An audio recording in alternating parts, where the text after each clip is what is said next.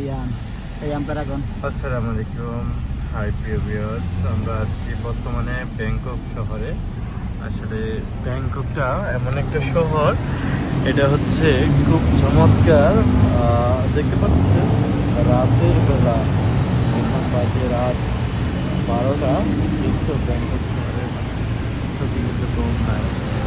আমরা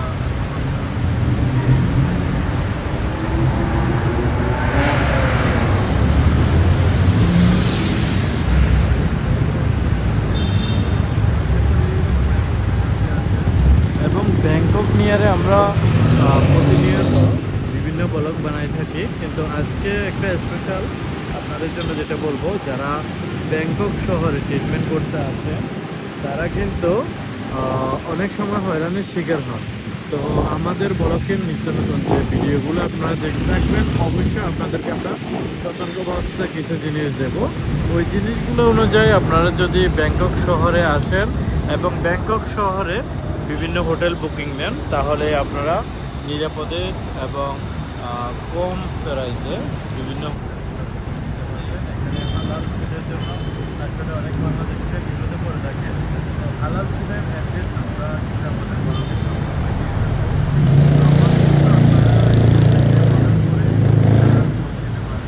ব্যাংককে আপনারা জানেন যে সমস্ত রেস্টুরেন্টগুলো আছে, এখানে বেশিরভাগ ক্ষেত্রে কিন্তু আপনার হালাল ফুড পাওয়া যায় না।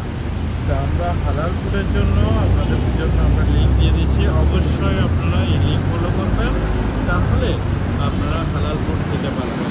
আর আপনাদেরকে আরেকটা জিনিস বলি, এখানে কিন্তু ব্যাংকক শহরে বাংলাদেশের কিন্তু যারা আছেন অনেক ক্ষেত্রে দেখা যায় আপনারা বিভিন্ন দালালের মাধ্যমে মার্কেটিংয়ের মাধ্যমে আপনারা কিন্তু ব্যাংককে আসেন, কিন্তু আসার পরে অনেক হয়রানির শিকার হয়। আপনাদেরকে যে হোটেল দেওয়ার কথা থাকে ওই হোটেলটা দেওয়া হয় না, এবং যে রেস্টুরেন্টে আপনাদের খাবারের কথা বলে ওইটাতে খাবার দেওয়া হয় না। এবং সেকেন্ড কথা হচ্ছে, এখানে কিন্তু আমরা সবাই কিন্তু ট্রিটমেন্টের জন্য আসি, কিন্তু ট্রিটমেন্টটা কিন্তু বিশেষ করে আমরা 100% পাওয়ার জন্যই আসি, কাউকে না কাউকে ধরে।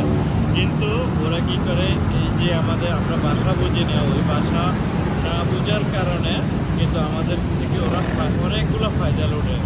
যেমন তার একটা সাক্ষী, কিছুদিন আগে এক বাংলাদেশি ভাই এখানে এসেছিলেন, উনি কিন্তু চিকিৎসার জন্য, উনি থাই ভাষা জানে না ভাই, আবার থাই লোকেরা কিন্তু ইংলিশ খুবই কম বুঝে, তাই এখানে এক ভাইয়ের মাধ্যমে কিন্তু হসপিটালের কাজটা করেছিলেন।